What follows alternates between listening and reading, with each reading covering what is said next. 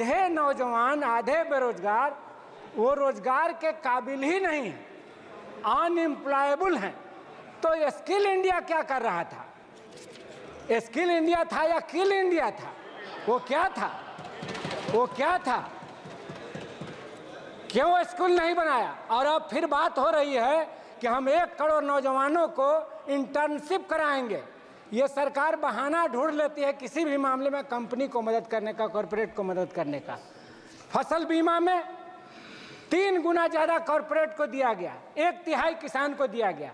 और इसमें भी 500 कंपनियों को आप जो इंटर्नशिप के लिए पैसा देंगे तो बेरोजगारों को कम देंगे, कंपनियों को ज़्यादा देंगे।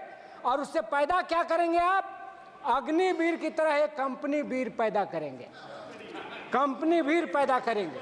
और फिर ये जो 1 करोड़ नौजवान कुछ दिन इंटर्नशिप लेकर के लौटेंगे देहात में, वे कैसे जिएंगे? आप कम वेतन पर इंटर्नशिप के जरिए आप कंपनियों की सेवा उनसे करवाना चाहते हैं। इस सरकार के बजट के खिलाफ में बोलने के लिए खड़ा हुआ, इसलिए कि ये बजट किसान विरोधी, छात्र युवा विरोधी, गरीब विरोधी बजट है। बजट ने जो पिछला चुनाव हुआ, उस चुनाव के जनादेश का उल्लंघन किया है, उस जनादेश को पढ़ा नहीं है। और बार बार झटका लग रहा है, उपचुनाव में भी झटका लगा, फिर भी ये बजट उसी तरह का पेश किया गया है। अभी हम थोड़ा सा एक आंकड़े की तरफ जाना चाहेंगे।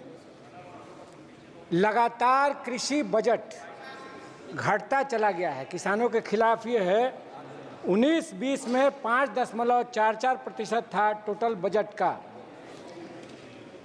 21-22 में 5.8% हुआ, 0.8% हुआ, 21-22 में 4.26% हुआ, 22-23 में 3.84% हुआ, 23-24 में 3.20% हुआ, और इस बार 24-25 में ये 3.15% है। तो लगातार डिक्लाइन है।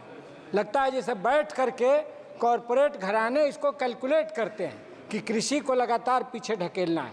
और ये आंकड़े, आप लोग प्लीज, ये कोई गलत बात नहीं। जादव जी बैठिए, अपना सीट में बैठिए। देश में खेती घाटे में है और देश का किसान लगातार लाभकारी खेती के लिए लड़ रहा है। किसान कर्जे में आत्महत्या कर रहा है। एमएसपी का जो सवाल है, एमएसपी का एक पहली बना हुआ है, C2 + 50% या A2 + 50%। सरकार बराबर कहती है कि हम लाभकारी दाम दे रहे हैं, लेकिन C2 + 50% स्वामीनाथन कमीशन का रिकमेंडेशन है। कॉम्प्रिहेंसिव कॉस्ट, यानी उसमें परिवार का श्रम भी और ज़मीन का किराया भी। इसलिए खेती को लाभकारी बनाइए। किसानों की लंबित मांग जो है, जिसके साथ आपने समझौता किया है, उसको आप लागू करिए।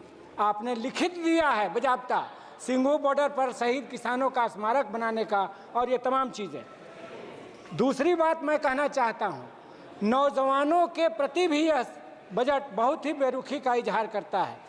अव्वल तो जो इकोनॉमिक सर्वे आया, उसमें कहा गया कि आधे नौजवान, आधे बेरोजगार, वो रोजगार के काबिल ही नहीं है, अनएम्प्लॉयबल हैं। तो स्किल इंडिया क्या कर रहा था? स्किल इंडिया था या किल इंडिया था? वो क्या था? वो क्या था? क्यों स्कूल नहीं बनाया? और अब फिर बात हो रही है कि हम 1 करोड़ नौजवानों को इंटर्नशिप कराएंगे। ये सरकार बहाना ढूंढ लेती है किसी भी मामले में कंपनी को मदद करने का, कॉरपोरेट को मदद करने का। फसल बीमा में 3 गुना ज़्यादा कॉरपोरेट को दिया गया, 1/3 किसान को दिया गया। और इसमें भी 500 कंपनियों को आप जो इंटर्नशिप के लिए पैसा देंगे तो बेरोजगारों को कम देंगे, कंपनियों को ज़्यादा देंगे। और उससे पैदा क्या करेंगे आप? अग्निवीर की तरह एक कंपनी वीर पैदा करेंगे, कंपनी वीर पैदा करेंगे। और फिर ये जो 1 करोड़ नौजवान कुछ दिन इंटर्नशिप लेकर के लौटेंगे देहात में, वे कैसे जिएंगे? आप कम वेतन पर इंटर्नशिप के जरिए आप कंपनियों की सेवा उनसे करवाना चाहते हैं। हम आपसे कहना चाहते हैं कि जो टैक्स जो आपने तय किया है, इसलिए मैं कह रहा हूं कि कॉरपोरेट की सरकार है, गरीबों के खिलाफ सरकार है। टैक्स में आप जो 60% आम आदमी है उससे आपने 60% टैक्स तय किया है, और जो रिच हैं, सुपर रिच हैं, उनसे आप मुश्किल से 2% टैक्स लेते हैं। तो कैसे स्वास्थ्य और शिक्षा पर खर्च होगा, कैसे ओपीएस लागू होगा, ओल्ड पेंशन स्कीम, कैसे विकलांगों को, गरीबों को 3,000 प्रति महीना मिलेगा सामाजिक सुरक्षा पेंशन। आप सुपर रिच को लगातार छूट दे रहे हैं। और हम आपसे कहना चाहते हैं कि अपने क्षेत्र की कुछ मांग रखना चाहते हैं। बिहार के विशेष पैकेज पर चर्चा जो चल रही है लगातार, इस सरकार ने विशेष पैकेज नहीं दिया। मैं उस समय बिहार विधानसभा में था जब झारखंड के साथ बंटवारा हुआ था।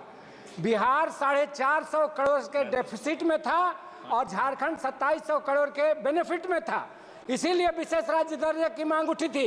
उस समय Advani ji deputy prime minister थे और बिहार से सर्वदलीय शिष्टमंडल आया था मिलने। भाजपा अपोजिशन में थी और उस समय ये मांग उठी थी। आज इस सरकार ने विशेष राज्य का दर्जा नहीं दिया। और जो 3 सवाल थे, महोदय 1 मिनट, ये बहुत क्रूशियल क्वेश्चन है इसलिए 1 मिनट समय दिया जाए। जो क्रूशियल सवाल थे, इंटरनेशनल बॉर्डर से पानी आता है, बाढ़ में डूब जाता है बिहार, क्या उसका उपाय हुआ है? हम तो समझते हैं कोसी हाई डैम बनाने की बात थी, नेपाल में वो हाई डैम बनना है, सरकार ने उसके लिए कुछ नहीं किया है। दक्षिणी बिहार में जो बिहार के सिंचाई की कृषि अर्थव्यवस्था की रीढ़ थी, सोन कैनाल सिस्टम जो अंग्रेजी राज में बनी थी 1874 में, उस पर इंद्रपुरी जलाशय बनाने की मांग है, वो आज तक सरकार ने कोई पहल नहीं किया है। तो सिंचाई का व्यवस्था भी खत्म और बाढ़ नियंत्रण का भी मामला खत्म और गरीबी मिटाने का सवाल भी खत्म। बिहार में जातीय जनगणना हुई, राष्ट्रीय स्तर पर हमने उसको कराने की मांग की है। उसमें सोशियो इकोनॉमिक सर्वे में ये बात आई कि 34% लोग ऐसे हैं जिनकी आमदनी 6,000 प्रति माह से कम है। उनको सरकार 2 लाख रुपया देगी। क्या इस पैकेज में वो शामिल है? तो गरीबी मिटाने का सवाल, बाढ़ नियंत्रण का सवाल, सिंचाई का सवाल, तीनों इस पैकेज में नहीं है। इसलिए हम कहना चाहते हैं कि आप बिहार को विशेष राज्य का दर्जा दीजिए, ढिंढोरा मत कीजिए। धन्यवाद जी, राजाराम जी, धन्यवाद। हम अपने क्षेत्र की एक दो मांग सर, 1-2 मांग उठाते हुए अपनी बात खत्म करते हैं। आप खत्म कीजिए, अब समय हो गया आपको। एक बारून बिहटा रेलवे लाइन का निर्माण शीघ्र हो। आप बाद में डालमिया नगर आप शुरू में मैं धन्यवाद करता हूं कि आपने बजट 2024-25 की इस चर्चा पे बोलने का मौका दिया। मैं सर्वप्रथम देश की देवतुल्य जनता का आभार व्यक्त करता हूं कि उन्होंने तीसरी बार सबसे बड़ा मतदान रूपी